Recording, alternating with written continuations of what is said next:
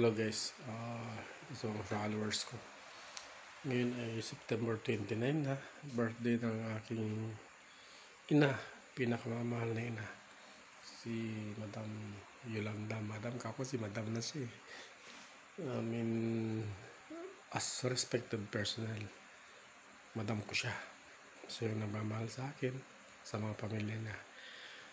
Ngayon ay 24th birthday na niya. Ayan, tignan natin eh. Ayan, nakakita nyo. September 29, 12 o'clock in the morning.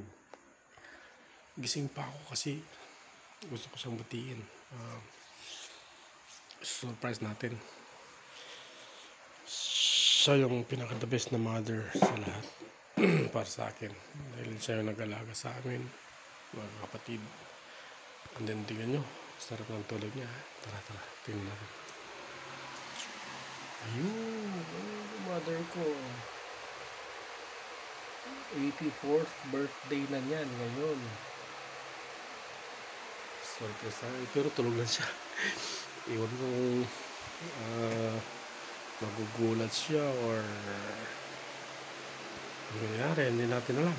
Babatiin ko siya sa kanyang 84th birthday. Tulog na tulog. Nanay! Ayan siya. Wala. Ayan. Gising na. Happy birthday!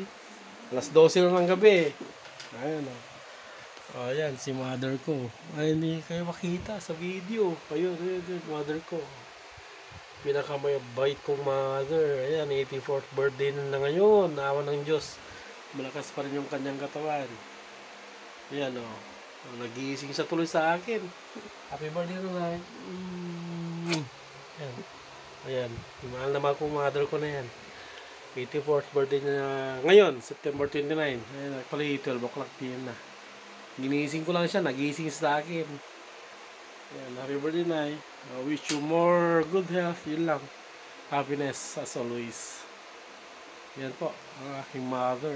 Mahal na mahal ko yan. Marunong na rin mag-YouTube. Tinuruan ko mag-browse sa mga cellphone. Ayan. Puro Rafi Tulfo. Ang kanyang pinapanood. Ayan. Ayan si mother ko. 84th birthday. So, wish ko lang sa kanya sana maging healthy siya palagi.